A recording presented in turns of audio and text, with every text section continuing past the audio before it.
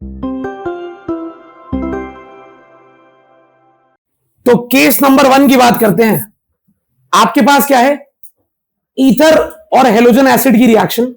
इस बात को ध्यान से समझ लीजिए दोबारा से। ईथर कौन होते हैं?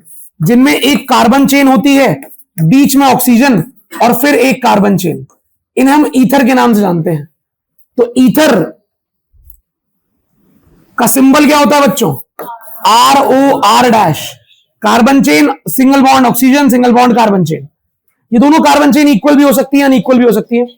इस ईथर में जब भी आप HI डालते हो, HI डालने पर होता तो ये है कि कोई भी एक R और O के बीच का बॉन्ड टूटता है। कोई भी एक, या तो बॉन्ड यहां से टूटेगा या साइड से।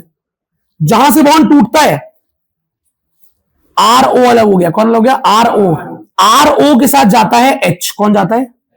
और जो अकेला R बचता है उसका जाता है I। तो आपको प्रोडक्ट में क्या मिलता है? ROH और R-I।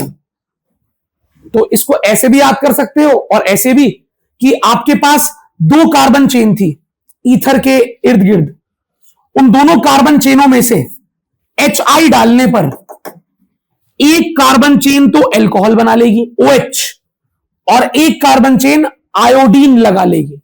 तो ऐसा हो जाएगा CH3 CH2OH। एक कार्बन चेन ने OH लगा लिया अपने से और दूसरी कार्बन चेन ने आयोडीन लगा लिया। तो यही प्रक्रिया होती है सिंपल सी। HI के साथ रिएक्शन करने पर ऐसा होता है। ये हमें पता है। अब इसमें केसेस क्या हैं? यहां तो दोनों ही ग्रुप सेम थे। यहां तो दोनों ही ग्रुप सेम थे। कैसे थे? क्योंकि दोनों ग्रुप सेम थे, इसीलिए कोई भेदभाव नहीं हुआ। दोनों ग्रुप सेम थे, हमने एक जगह अल्कोहल बना दिया और एक जगह आयोडीन लगा दिया। ये जो मैंने नीचे एग्जांपल खुद से लिखा है, इसमें दोनों ग्रुप सेम लेंथ के थे। यहां जो आप एग्जांपल देख रहे हो, इसमें भी दोनों ग्रुप सेम लेंथ के हैं, तो यही होगा। लेकिन जब दोनों ग्रुप सेम लेंथ के नहीं होते, तब क्या होता है उसकी बात करते हैं। ठीक है, तिलक भैया पीछे खड़ा कर लेना उन तीनों को। देखो,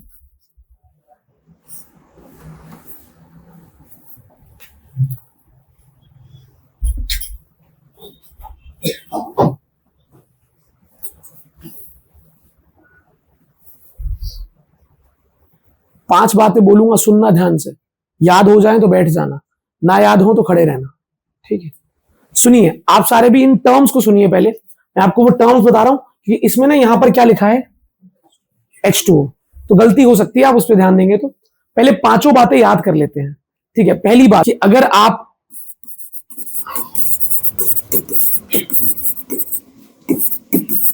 ऐसा कुछ लेते हो तो HI डालने पर एक कार्बन चेन OH बना लेती है और दूसरी कार्बन चेन आयोडीन बनाती है। लेकिन अगर रिएक्शन में आप इसी की रिएक्शन करा रहे हो तो स्टेटमेंट कहती है कि अगर आपने गलती से एक्सेस HI डाल दिया, बहुत ज्यादा HI डाल दिया, तो लास्ट में आपको अल्कोहल मिलेगा ही नहीं। आपके पास CH3 CH2I ही बनेगा, सिर्फ ये बनेगा, OH नहीं बनेगा। तो हमने पूछा OH क्यों नहीं बनेगा, तो उसने बोला OH बनेगा तो सही, लेकिन कंटेनर में बहुत सारा HI है, तो जो OH बनेगा वो दोबारा HI से रिएक्ट कर जाएगा और फिर HI का I लग जाएगा उस पर।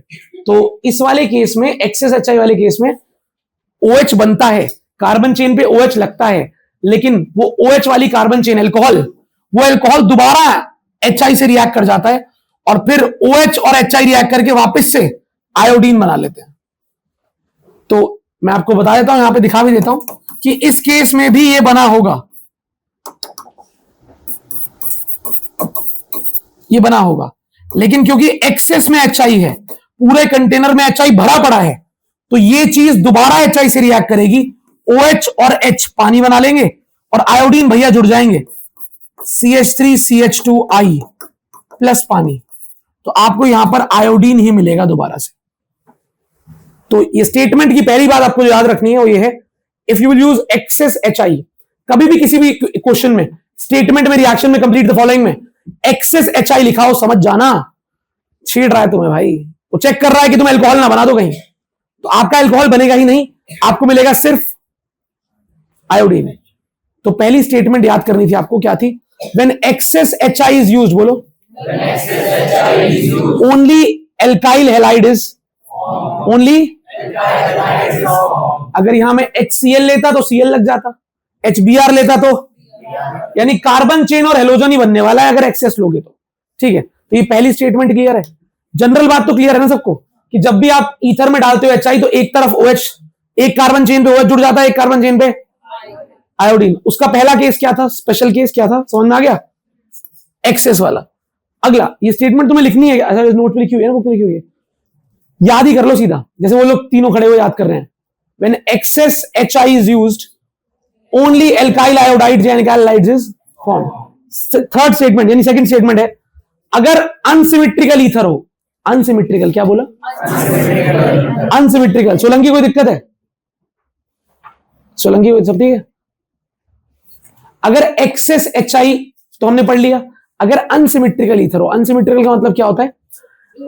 ऑक्सीजन के इस तरफ और इस तरफ कार्बन चेन है, उसे तो ईथर कहते हैं। अगर अलग अलग कार्बन चेन है, किसी तरफ 3, किसी तरफ 4, किसी तरफ 2, किसी तरफ 1, किसी तरफ 1 डिग्री, किसी तरफ 2 डिग्री, तो अलग अलग कार्बन चेन है, तो क्या होता है? थर्ड केस कहता है कि अगर आप यूज करते हो अनसिमेट्रिकल ईथर, अर्थात आपने एक ऐसा ईथर लिया mister Mittal, CH3 CH2 O CH3, एक तरफ एक कार्बन है, एक तरफ 2 कार्बन है, सिमेट्रिकल नहीं है, अनसिमेट्रिकल है। कार्बन की गिनती अगर अलग अलग हुई तो डाला आपने HI, क्या डाला? HI। इस केस में क्या होगा? आयोडीन भाई साहब किसके पास जाएंगे? छोटे वाले के पास। किसके पास? Smaller alkyl group. Iodine gets attach to the smaller alkyl group, छोटे कार्बन चेन पर जुड़ जाएगा आयोडीन, तो CH3 के साथ I जुड़ जाएगा, और जो बड़ी कार्बन चेन है उसके साथ OH, क्योंकि गेम तो यही है, एक के साथ I जुड़ता है, एक के साथ OH। आपको गेम समझ में आ रहा है?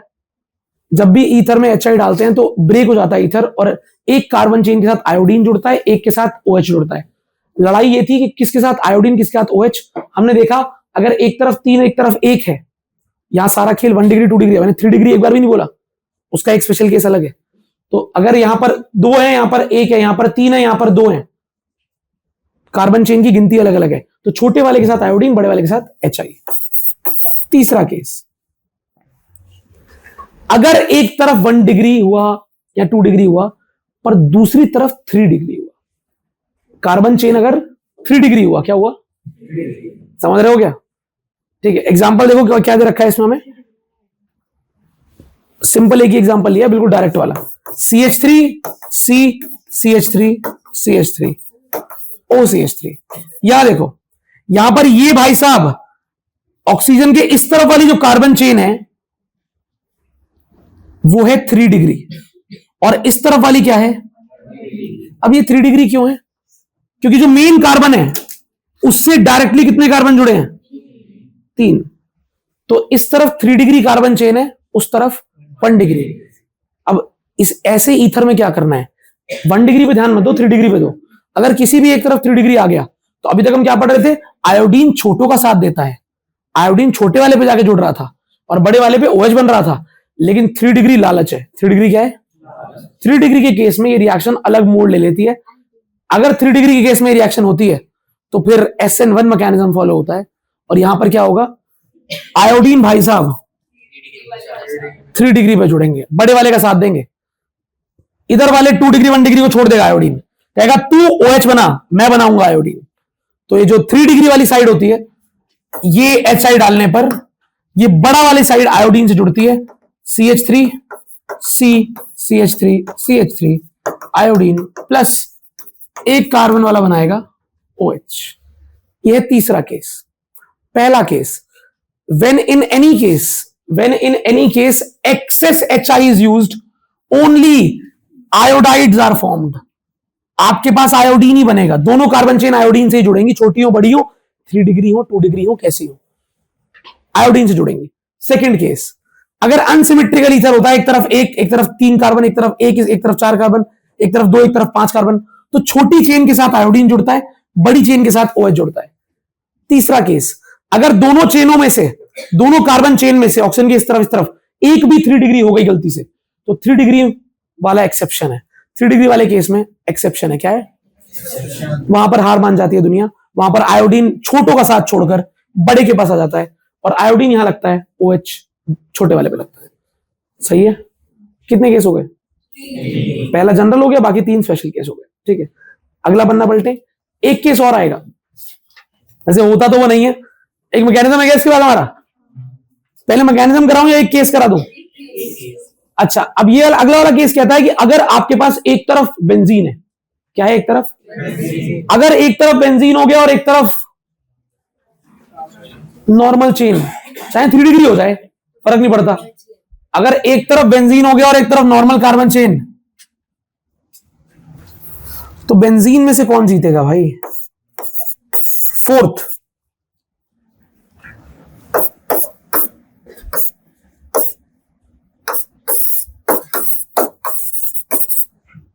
इसे बोलते हैं फिनाइल एल्काइल ईथर। एक तरफ फिनाइल है, एक तरफ एल्काइल है, और ये ईथर है। जब इसमें HI डालते हो, तो अब बताओ, अभी तक तुमने देखा एक बार आयोडीन ने छोटे का साथ दिया जब चेन सीधी थी, 3 डिग्री वाला भाई आ गया तो आयोडीन बड़े के साथ चला गया। यहां पर एक भयानक सा ग्रुप बेंजीन है और यहां पर एक CH3 है। यहां पर आयोडीन किसका साथ देगा? आयोडीन दोबारा से छोटे का साथ देगा। आयोडीन बस यहां इस केस में भटक जाता है, बाकी हर केस में वो छोटे का साथ देता है। तो यहां पर CH3I बनेगा और बेंजीन भाई साहब OH बनाएंगे और एक स्टेबल कंपाउंड फिनॉल बन जाएगा। ठीक है, समझ पा रहे हो? तो ये 4 केस हैं, चारों केसेस को याद ही करना है। कैसे याद करना है? अगर तो एक्सेस HI डालोगे तो दोनों तरफ कैसी भी कार्बन चेनें हो फर्क नहीं पड़ता, आयोडीन ही लगेगा। दूसरी बात, अगर अनसिमेट्रिकल है, 3 कार्बन 2 कार्बन, तो छोटे वाले के साथ आयोडीन लगता है। बेंजीन और कार्बन चेन, तो छोटे वाले के साथ यानी छोटे चेन के साथ आयोडीन लगता है। ठीक है, और अगर एक तरफ 3 डिग्री हो गया तो 3 डिग्री वाले के साथ आयोडीन लगता है। आयोडीन 3 डिग्री वाले में बहक जाता है, वो 3 डिग्री वाले क्या चला जाता है और छोटा वाला OH बना लेता है। ठीक है, पर हमें ये बात रट लेनी है कि बेंजीन के केस में फिनॉल ही बनेगा, बाकी जो भी कार्बन चेन है वो आयोडीन ले लेगी, और बेंजीन तो क्या बनाने वाला है? फिनॉल 100%। ठीक है, अब ये जानने के बाद 3 डिग्री, इस केस 3 डिग्री वाले केस में हमारा आयोडीन भाई साहब छोटे का साथ क्यों नहीं दे रहे, इस पर बड़ी बहस हुई। तो बात चली तो मैकेनिज्म तक गई कि मैकेनिज्म करके दिखाओ ऐसा क्यों हो रहा है कि आयोडीन धोखा दे रहा है। छोटे के साथ जा रहा था, छोटे के साथ जा रहा था, छोटे के साथ जा रहा था, यहां पर बड़े के साथ कैसे चला गया एकदम से? कोई तो बात हुई होगी। तो फिर उस बात को देखने के लिए मैकेनिज्म की बात करेंगे, लेकिन पहले आप ये बताओ, क्या चारों बातें याद हो गई हैं? याद होना जरूरी है, बोलना ऐसे हाँ बोलना नहीं। एक्सेस HI ओनली आयोडाइड बनता है, छोटे बड़े में छोटे पे आयोडीन जाता है, 3 डिग्री और किसी और में 3 डिग्री पे आयोडीन जाता है, और बेंजीन वाले केस में कार्बन चेन पे आयोडीन जाएगा, बेंजीन पे OH लगेगा। सही है, अच्छी बात है। चलो ठीक है, अभी पक्का क्लियर है ये बात? ठीक,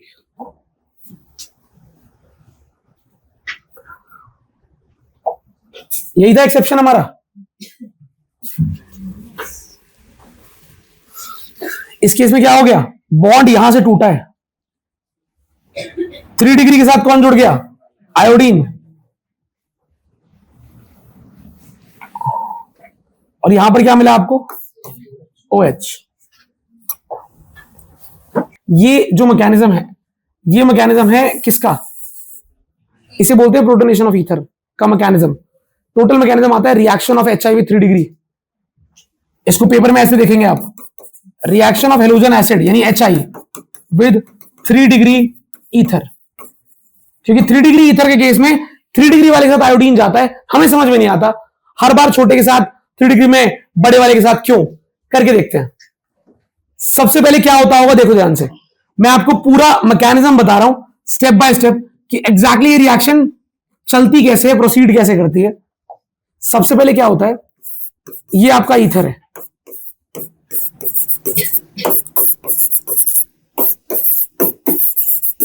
एक तरफ 3 डिग्री, एक तरफ नॉर्मल।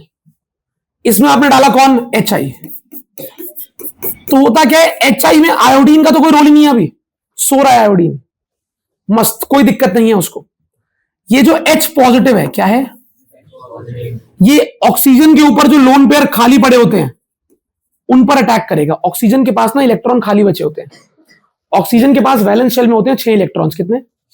6 में से एक इलेक्ट्रॉन CH3 वाले बॉन्ड में है, एक इलेक्ट्रॉन पीछे की तरफ है, 4 इलेक्ट्रॉन खाली बैठे हैं। तो पहले स्टेप में क्या होता है, HI का H+ आकर अटैक करता है किस पे? O पे। H+ का निकनेम होता है प्रोटॉन। क्या नाम होता है? तो H+ आके जुड़ रहा है तो नाम पड़ गया एडिशन ऑफ प्रोटॉन, यानी प्रोटॉन का एडिशन ऑफ ईथर। ईथर पे H+ ऐड हो रहा है पहले स्टेप में। तो देखते हैं क्या बनेगा।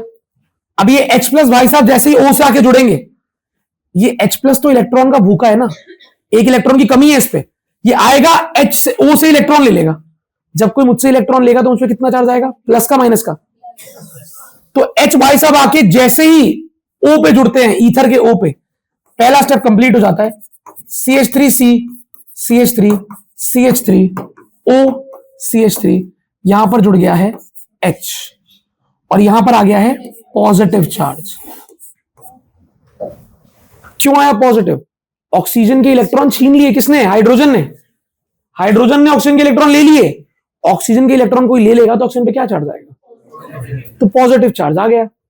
अब देखो यार, सबसे खुश इंसान पूरी धरती पर 2 ही है, फ्लोरीन और ऑक्सीजन। उसमें भी तड़पता रहता है फ्लोरीन। स्टेबल तो ऑक्सीजन ही है, सबसे स्टेबल ऑक्सीजन।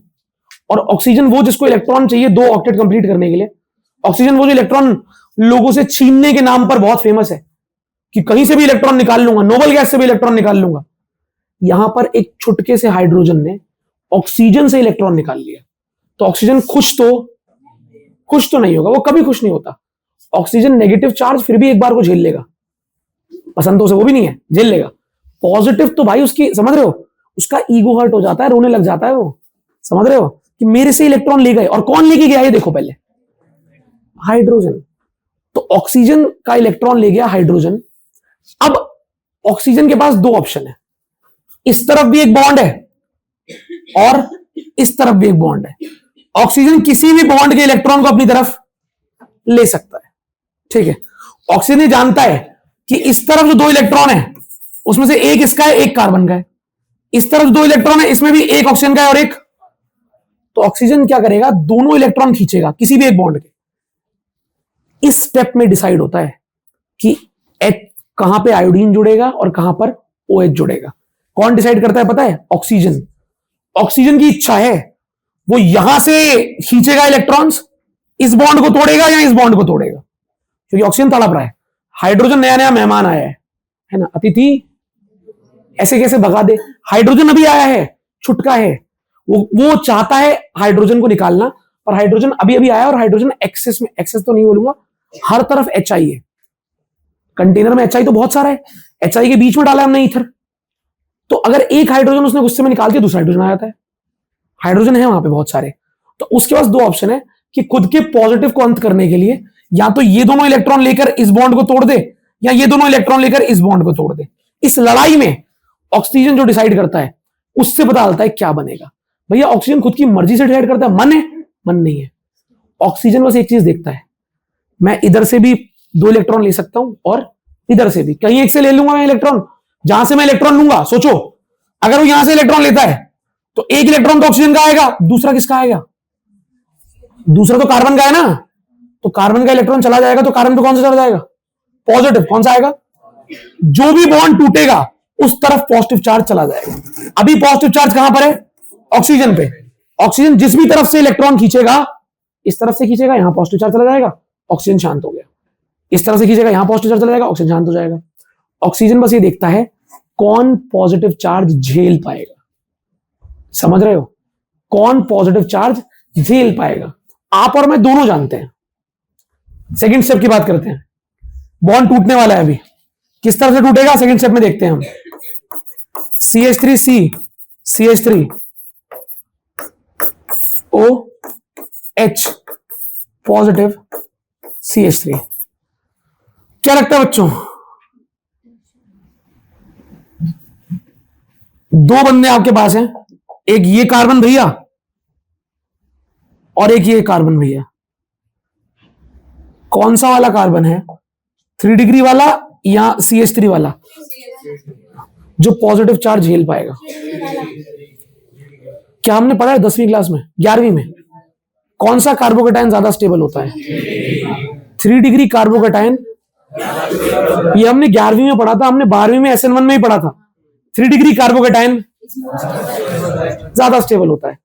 तो ऑक्सीजन जानता है जिधर से भी इलेक्ट्रॉन खींचूंगा उस तरफ पॉजिटिव जाएगा, या तो 3 डिग्री की तरफ या अकेले की तरफ। तो ऑक्सीजन यहां पर समझदारी दिखाता है और ये बॉन्ड तोड़कर इसके दोनों इलेक्ट्रॉन अपने पास ले लेता है ताकि पॉजिटिव चार्ज उस पर जाए जो झेल पाए। और इस स्टेप में क्या होगा? कुछ नहीं, ये पॉजिटिव चार्ज के पास दोनों इलेक्ट्रॉन यहां चले जाएंगे, कार्बन पे क्या आ जाएगा? ये जो ब्लू वाला आप कार्बन देख रहे थे यहां पे, इस पर आ जाएगा पॉजिटिव चार्ज।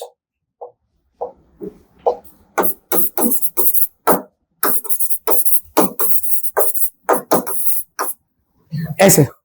और भैया ये ऑक्सीजन शांत हो जाएगा, बिल्कुल शांत, बिल्कुल। O है, ऊपर H था, इधर CH3, बिल्कुल ऑक्सीजन का पॉजिटिव चार्ज गायब हो गया। तो आप देख पा रहे हो क्या बन गया है? CH3OH। क्या बन गया? CH3OH। तो पहले स्टेप में H ने अटैक किया O के ऊपर, H आके जुड़ गया, O पे आया पॉजिटिव चार्ज। O ने देखा अगले स्टेप में कि कहां से लोन पेयर लिए जाएं, बॉन्ड पेयर लिए जाएं, कौन से बॉन्ड को तोड़ा जाए, कौन मेरे द्वारा पास किया गया पॉजिटिव चार्ज झेल पाएगा। 3 डिग्री झेल पाएगा, 3 डिग्री वाले को पॉजिटिव चार्ज दे दिया, लोन पेयर यहां चले गए, बॉन्ड पेयर यहां चले गए और पॉजिटिव चार्ज इस पे आ गया। अब बन गया कार्बोकेटाइन। क्या बन गया? अब भाई आपको पता है स्टार्टिंग में आपने बस H+ की हेल्प ली थी। किसकी हेल्प ली थी? I नेगेटिव की तो हेल्प अभी हमने ली नहीं, आखिरी स्टेप में आएगी ना उसकी हेल्प। इस मैकेनिज्म के लास्ट स्टेप में क्या होता है? कौन हेल्प करेगा? अब I नेगेटिव जो बन गया है उसको उठाओ, CH3 positive plus I negative attack कर देगा और क्या बन जाएगा? CH3I। तो इसीलिए आयोडीन इस बार छोटे वाले के साथ नहीं, बल्कि ये रिएक्शन में 2 स्टेप हुए हैं। पहले कार्बोकेटाइन बनाए, फिर न्यूक्लियोफाइल जुड़ाए। SN1 है ये, क्या है? तो ये रिएक्शन SN1 से हुई है और आयोडीन भाई साहब ने 3 डिग्री को चुना और जो छोटा वाला था उसने क्या बना दिया? OH। छोटी कार्बन चेन ने OH बना दिया और बड़ी कार्बन चेन ने आयोडीन जोड़ लिया। क्या जोड़ लिया? आयोडीन। अभी बताओ इसमें कोई तुम्हें ना समझी वाला चीज लगी? भैया मुझे ये समझ में नहीं आया। Ethers are ortho para directing towards ESR, electrophilic substitution. Ether मतलब एनिजोल की बात हो रही है यहां पे। एनिजोल जो है वो ऑर्थो पैरा डायरेक्टिंग है। सेम बात है, फिनॉल वाला केस है भाई, वहां पर OH था, यहां पर OCH3 है। ड्यू टू रेजोनेंस क्या उत्तर रहेगा? Due to resonance the electron density at ortho and para increases, so ethers are ortho para. ये पहले भी पढ़ाया गया प्रश्न हमने, कौन चैप्टर में? फिनॉल ने पढ़ा था। Why phenols are ortho para directing, why chlorobenzene is ortho para directing, chapter 1 में। Why haloarenes aryl halides are ortho para directing, और उत्तर क्या था? Same, due to resonance, due to electron density increases at ortho and para, so they are ortho para. ये सवाल यही पूछ रहा है, सेम है, क्योंकि हम पढ़ चुके हैं 2-3 बार, इसलिए हमारे लिए आसान हो रहा है। फिर भी अगर कोई नया बैठा हो तो उसको समझा देता हूं। ये पूछ रहा है हमसे कि जब बेंजीन वाले ईथर ऐसे दिखते हैं, बेंजीन O कार्बन चेन, इन पर जब कोई इलेक्ट्रोफाइल अटैक करने आता है, इलेक्ट्रोफाइल मतलब कोई भी ऐसा इंसान जिस पर या तो पॉजिटिव चार्ज है या इलेक्ट्रॉन की भरपूर कमी है, जब भी कभी बेंजीन वाले ईथर पर कोई भी इलेक्ट्रोफाइल अटैक करने आता है तो वो हर बार ऑर्थो या पैरा पर ही क्यों जुड़ता है?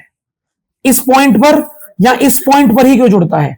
ऑर्थो पैरा पर ही क्यों जुड़ता है, कहीं और क्यों नहीं जुड़ता? ऑर्थो पैरा पर ही जुड़ता है, कहीं और नहीं जुड़ता।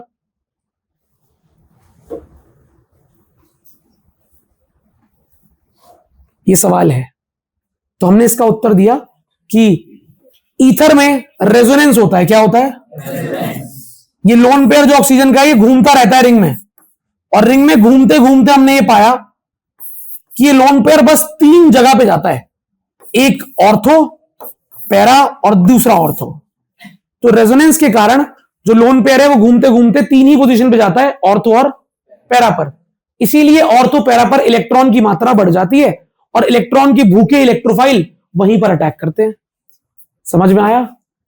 इलेक्ट्रोफिलिक सब्स्टिट्यूशन रिएक्शन, जब इलेक्ट्रोफाइल आकर जुड़ता है बेंजीन से, ऐसी रिएक्शन में इलेक्ट्रोफाइल हमेशा ऑर्थो और पैरा पर क्यों आता है, यह सवाल था।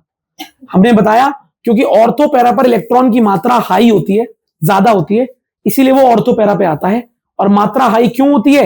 एक शब्द के अंदर, ड्यू टू रेजोनेंस। रेजोनेंस के कारण इलेक्ट्रॉन डेंसिटी बढ़ जाती है ऑर्थो पैरा पर, इसीलिए इलेक्ट्रॉन के भूखे लोग यानी इलेक्ट्रोफाइल्स कहां पर आते हैं? ऑर्थो पैरा पर। ये इसका आंसर है। रेजोनेटिंग स्ट्रक्चर इसके डिट्टो फिनॉल जैसे हैं।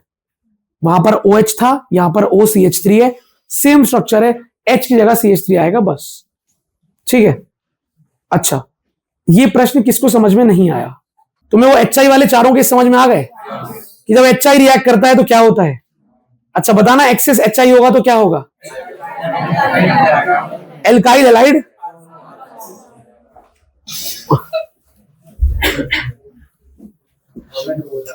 और अगर सेकंड केस अनसिमेट्रिकल ईथर होंगे तो छोटे वाले पे आयोडीन लगेगा, बड़े वाले पे OH लगेगा।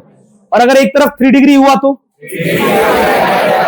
3 डिग्री पे आयोडीन लगेगा, दूसरी तरफ। अच्छा, और अगर एक तरफ बेंजीन हुआ तो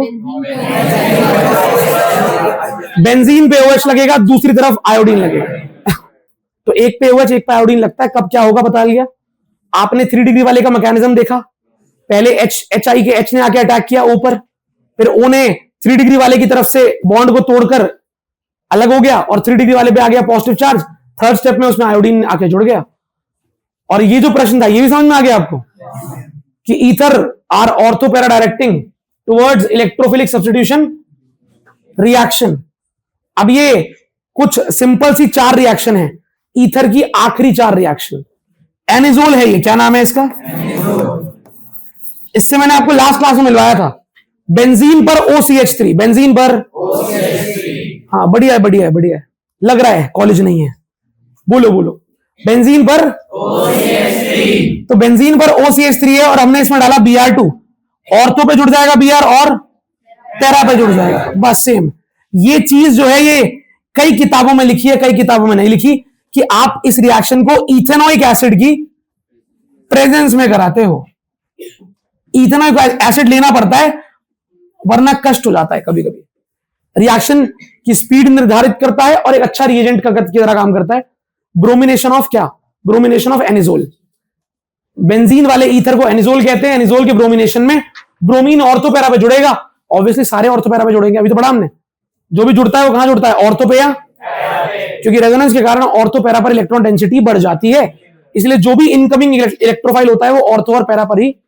पहली रिएक्शन ब्रोमिनेशन, क्या जोड़ा? ब्रोमीन। क्या जोड़ा? क्या डाला? Br2। किसमें डाला? एनिजोल में। किसमें डाला?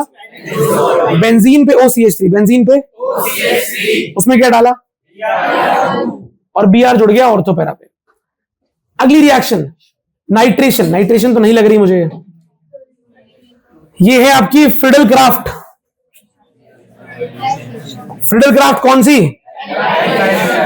एल्काइलेशन। ठीक है, अपन चेंज करते हैं इसको। देखो इधर, इसका नाम क्या है? Friedel Crafts alkylation. तो यहां पर CH3Cl तो नहीं डालेंगे, क्या डालते हैं? कॉन्क। और क्या जुड़ जाता है? नाइट्रेशन के रिएजेंट किसी उसको याद है? हाथ ऊपर करना है एक बार। नाइट्रेशन के रिएजेंट याद है? नाइट्रेशन के दोनों रिएजेंट याद है? कॉन्क कॉन्क HNO3 और कॉन्क मेन कौन है? HNO3, NO2 सप्लाई करेगा वो, ठीक है। तो यहां पर हमने डाल दिया कॉन्क HNO3 और in the presence of conc H2SO। Nitration के दो ही बंदे हम बचपन से पढ़ रहे हैं, 11th से पढ़ रहे हैं। हाँ चेंज कर देंगे दीदी, ये ले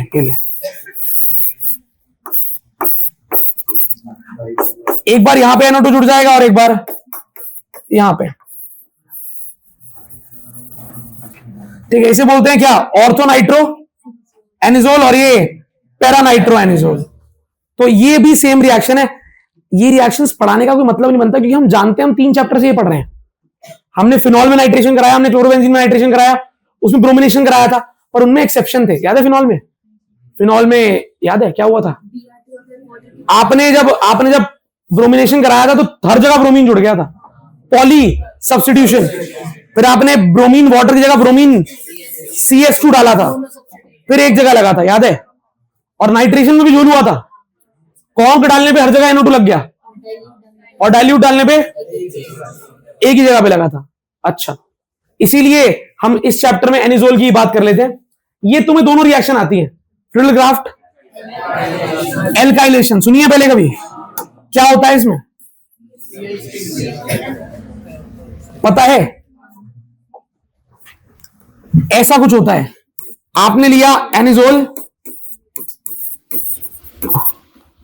और उसके अंदर आपने क्या डाल दिया? CH3Cl। क्या डाल दिया?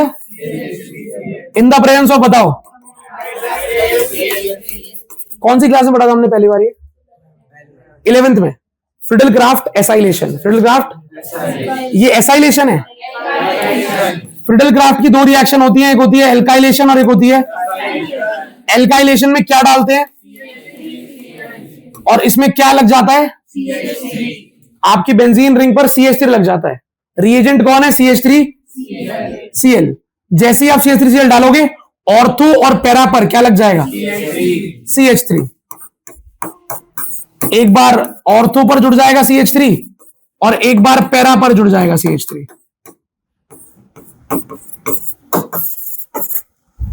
तो ये फ्रिडल क्राफ्ट एल्काइलेशन है। क्या नाम है? Friedel Crafts alkylation. Friedel Crafts alkylation, CH3 जोड़ने की रिएक्शन। इसकी पहचान है एल्काइल, ALKYL। अगर यहां पर एल्काइल ना लिखा होता और लिखा होता फ्रिडल क्राफ्ट एसाइलेशन, तो इसमें फर्क क्या है? इसमें रिएजेंट ही अलग है। इसमें हम CH3Cl नहीं डालते, CH3COCl डालते हैं। सही है?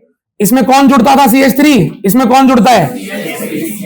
COCH3। कौन जुड़ता है? COCH3। किस पर? अभी हम ईथर पे करा रहे हैं, एनिजोल पे करा रहे हैं। CH3COCl।